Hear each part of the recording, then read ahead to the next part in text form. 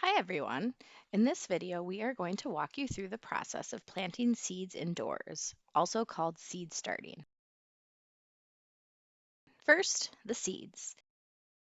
Today we are going to start peppers and lettuce. You will need the following things when you are ready to start seeds: containers, a pan or tray to put the containers on, a clear cover, which can come in many different forms, a bucket or bowl for mixing your soil, potting mix or seed starting mix, water, of course, a spoon or scoop, a spray bottle with water, plant identifiers, which could be wooden sticks, plastic strips, anything you can write on that can also get wet, and a pen or marker. The first step is to find and prepare our containers. Containers should be a dark or solid material and at least 2 inches in diameter and 2 to 3 inches tall, as this will help give the plant ample space to grow before it is transplanted into your school garden. You could use plastic trays with individual cells, empty milk cartons with the tops opened, plastic yogurt containers, empty egg cartons, or feel free to get creative with what you have. So long as the container has been cleaned and sanitized, it should do the trick. From here, we will add holes to the bottoms to allow excess water to drain out. Here we have pots made from organic material that helps excess water to drain away. Let's make sure to have a pan or tray ready to put under our containers to hold any water that has drained out. We should also think about what to cover the plants with.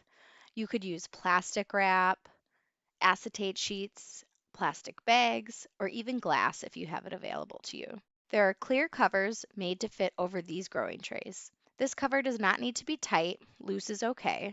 We're holding in some moisture by covering the plants and keeping the temperature steady. The cover is only temporary. Once all these seeds sprout, we will remove the cover and not use it again for these plants. So now that we have the container figured out, let's talk about soil.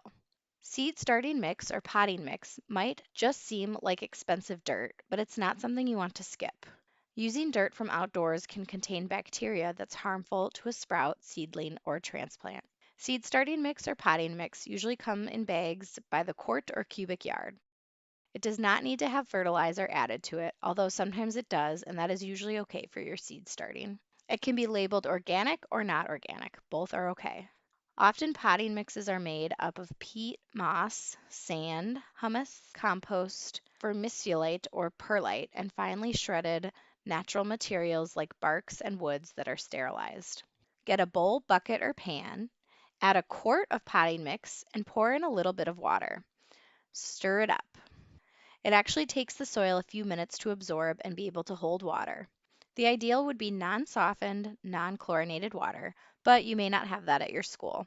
Don't sweat it, use what you have.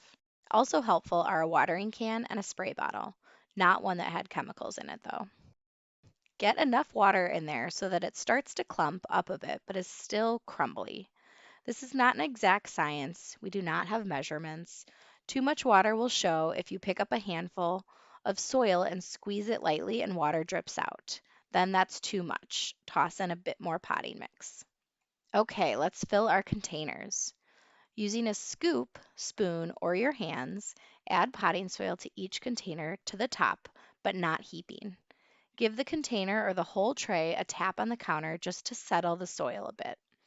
Add a bit more to any container you see that looks short. Now we're ready for seeds. Let's check out our seed packet. I'm looking for a bit of information, how deep to plant these seeds. The seed package says 1/4 inch deep, but if we didn't have this information, a good depth is 2 times the height of the seed. Placing a pepper seed on the surface, we are going to push it down just 1/4 inch. You can also create a 1/4 inch deep hole first and drop a seed into it. Here again, we will not use exact measurements, but we could mark on a pencil eraser, a knife handle, or even our finger where 1/4 inch is, if that will help us be consistent. Now we will just cover the seeds by either adding some soil to each hole or brushing soil into the hole from the sides of the container. So now that we know how to plant peppers, let's try something a little different: lettuce. As you can see, these seeds are tiny. Unlike the peppers, the seed packet instructs us to plant them right on the surface of the soil and to barely cover them with soil. With seeds so small, it is difficult to pick up just one. It's okay to just sprinkle in a few, and then once they sprout, you can pinch off some to leave the strongest sprout. Even though I cannot see the seeds, I know I put one in each of these containers. I'm going to barely cover them by taking some dry potting mix. Because it is dry, it has finer, smaller pieces than when it is moist and clumps together, and sprinkle that over the seeds. Again, I can't really measure and I can't really see that the seeds are barely covered, but I know that they're in there. Firm the soil by patting it down gently. Now is a good time to give each container a good spritz of water to keep the topsoil moist. At this point, we want to make sure not to get the plants mixed up, so we are going to write out some tags. Write the plant name and type, or variety as it's called, and then the date you planted them. Stick the plant marker right into the soil at the edge of the container. You can even write this info on the side of the container instead of putting in a marker. Our seeds are now planted. We have sturdy containers, a tray to catch extra water, so we can cover our containers. Next, we'll want to find a place to set these containers that has a good light, a warm temperature, and where it is convenient for us to keep an eye on their sprouting and to water them. Enough light can be available in a south-facing window, but it is not always adequate. The annual plants we are starting need consistent light to grow. In many cases, the length of daylight, or the artificial light we are providing, signals to the plant development cues. Best practice is to find a light source that can be adjusted to be very close to the seedlings as they grow. One of the simplest ways to get plants direct light is to purchase a simple fluorescent shop light fixture. Hang it from the ceiling on chains and find some hooks that will help you adjust the height. I find the best approach is to make sure you have the lights on when the sun is up, and that period will get longer as the spring goes on and the days get longer. I'll adjust the light so that it is as close as possible to the cover. Once the plants sprout, we'll remove the cover and keep the light at a height that is about 1 to 2 inches above the top of the plants. Keep it close. If you can also control the temperature of the space where the seedlings are growing, that's great. Most seed packets indicate a best temperature, and this can differ quite a bit. But generally, room temperature is adequate, and that is somewhere between 60 and 75 degrees. A growing mat or heat mat set below the bottom tray can warm the seeds to ensure good germination. I've used an old-fashioned heating pad too, or the solar heat in a window. But be aware of cold drafts.